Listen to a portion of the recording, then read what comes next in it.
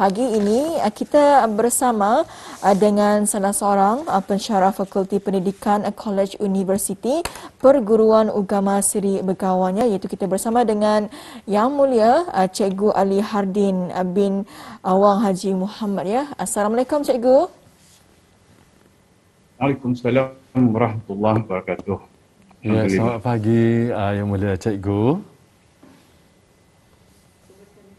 Apa kabar?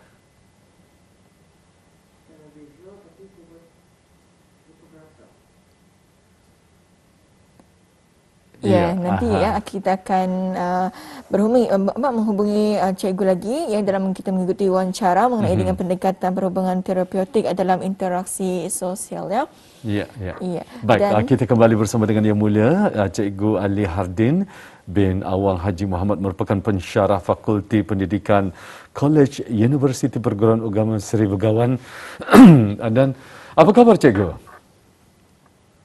Khabar baik, Tuan. Alhamdulillah. Baik. Ya. Mungkin talian kita ada sedikit masalah tadi, ya. Baik. Alhamdulillah kita dapat bersama pada pagi ini, dan terus saja kita memperkatakan, ya, kita bercakap mengenai dengan pendekatan perhubungan terapeutik dalam interaksi kita, dan kita ingin mengetahui, ya, dalam perhubungan interaksi sosial cikgu, ya, khususnya ibu bapa bersama dengan anak-anak, hubungan adik-beradik ataupun guru bersama murid. Jadi apakah perkara penting yang dititik beratkan cikgu khususnya dalam membina suasana hubungan terapeutik ini? Mungkin dapat dijelaskan secara rincinya. Silakan cikgu.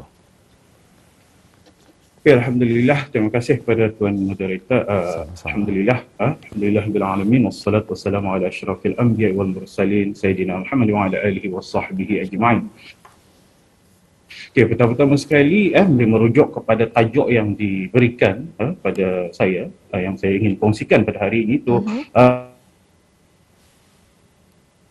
perhubungan terapeutik kan yang perlu kita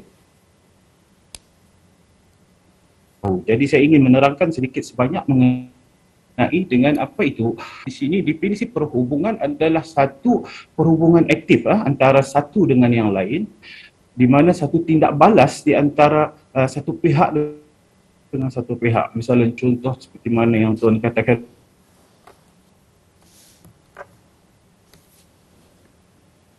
seperti ibu dengan anak, ayah dengan anak. Kalau terapeutik ini jarang kita dengar. Sebenarnya terapeutik ini adalah satu pendekatan yang dibuat selalu di dalam komunikasi kaunseling.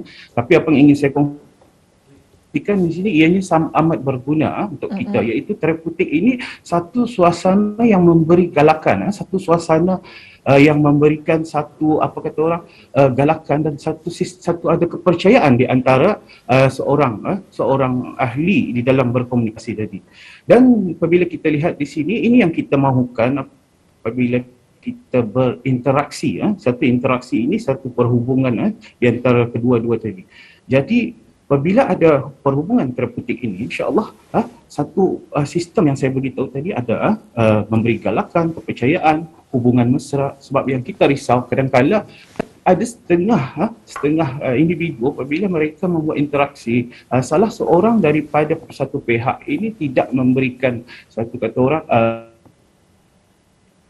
galakan. Mereka mendengar tapi sebenarnya mereka tidak mendengar. Misalnya contoh ibu bapa, kadang-kala anak-anak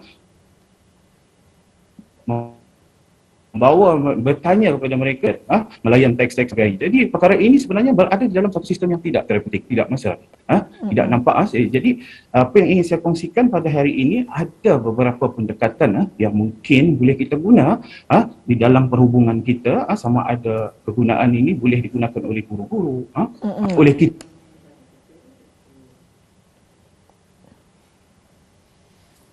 sendiri, oleh siapa saja sekali. Ialah apa yang ingin saya kongsikan di sini, saya ingin melihatkan, memaklumkan kepada semua, pada para hadirin, pendengar-pendengar semua, kita perlu percaya bahawa manusia itu mempunyai perbezaan, mempunyai perbezaan dari segi cara berfikir, cara berinteraksi, cara bertingkah laku, cara berperasaan. Jadi kita perlu percaya bahawa manusia itu mempunyai perbezaan-perbezaan ini. Sebab perkembangan mereka semasa dari kecil, gaya asuhan mereka, gaya mereka menerima pendidikan itu berbeza.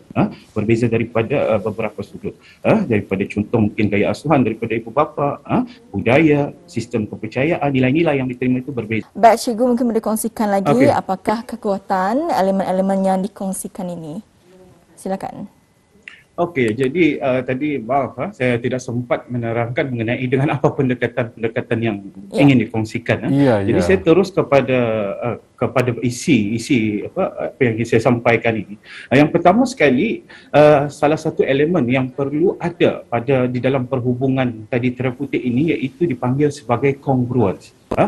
Congruence dan ketulinan, genuine. Jadi satu congruent ini memberi maksud iaitu kita bersikap jujur dengan diri kita, bersikap jujur dan tidak ada sebarang kata orang tipu atau topeng dalam diri kita apabila kita berinteraksi. Sebab saya risau ada kadang-kala saya sendiri kadang-kala saya tidak kongruen, berada tidak kongruen. Dalam masa yang sama tengah saya berinteraksi ada masalah-masalah yang timbul dan masalah-masalah itu masih bermain dalam diri saya. Jadi apabila saya berinteraksi, kejujuran ini tidak berlaku dan waktu ini saya berada di dalam keadaan yang tidak genuine, iaitu tidak tulen. Jadi kongruensi ini amat penting seperti di dalam kata orang macam contoh seperti pepatah yang kita selalu dengar, makan tak kenyang, tidur tak lena. Ini bermakna dia berada dalam keadaan yang tidak kongruen. Contoh kalau sekiranya ibu bapa, kadang-kadang ibu bapa ada perselisihan faham di antara ibu dan bapa. Jadi selepas perselisihan faham itu, masalah masih bermain di dalam diri si ibu atau si bapa itu. Dan selepas itu dia berinteraksi dengan anak. Jadi dalam keadaan kita itu ada emosi kita sedang marah dan dalam keadaan ini kita dipanggil sebagai tidak kongruen.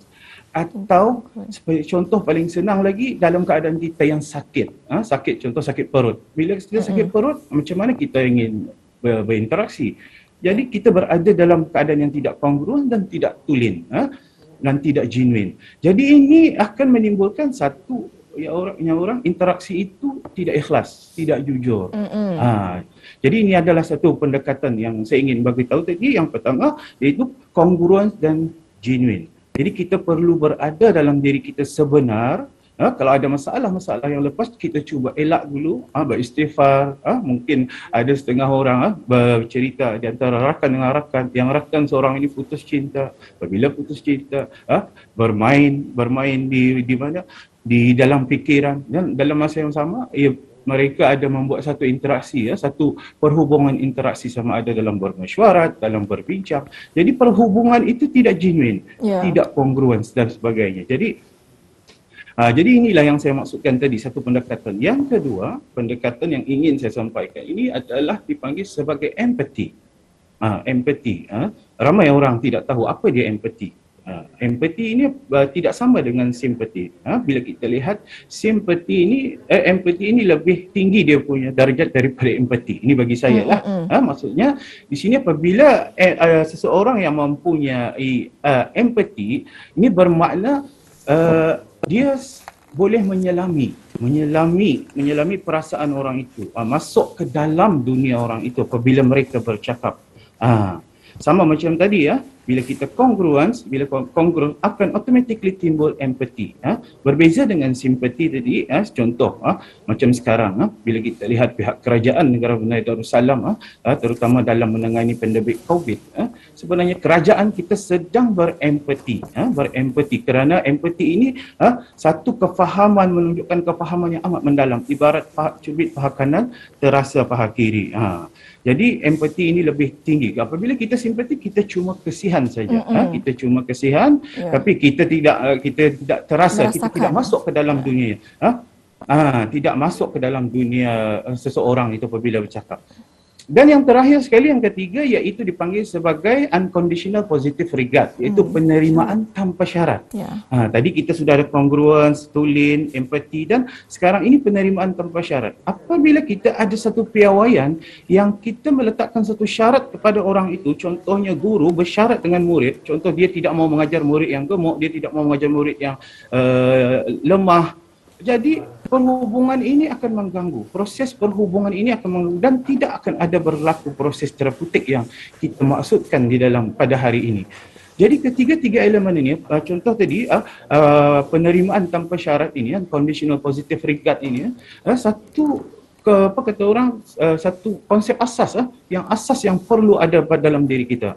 Contoh apabila kita berinteraksi sama orang, kita kata orang berpilih kasih, kata orang dalam bahasa harian kita panggil pilih bulu. Ini yang akan mengganggu proses-proses di dalam proses perhubungan, insya-Allah. Jadi mungkin itu saja yang dapat saya sampaikan secara ringkasnya. Ketiga-tiga elemen ini tadi congruence dan genuine, yang kedua empathy, dan yang ketiga iaitu penerimaan tanpa syarat, insya-Allah. Iya, jadi itu dikongsikan, iaitu ada beberapa elemen, iaitu congruent, genuine, empathy dan juga penerimaan tanpa syarat yang dapat dikongsikan. Dan apapun, minta maaf Cikgu kerana masa mencemburi kita kesentuhan waktu Iya. Dan nampaknya itu saja yang dapat waktu yang diberikan kepada kita, Cikgu InsyaAllah di lain kesempatan jika ada rezeki kita akan bersama lagi. InsyaAllah. InsyaAllah. Walaupun pihak Rapai Pagi ingin mengucapkan jutaan terima kasih kepada pihak yang mulia Cikgu sendiri di atas perkongsian ilmu yang sangat bermanfaat ini. Jumpa lagi Cikgu Assalamualaikum. Waalaikumsalam warahmatullahi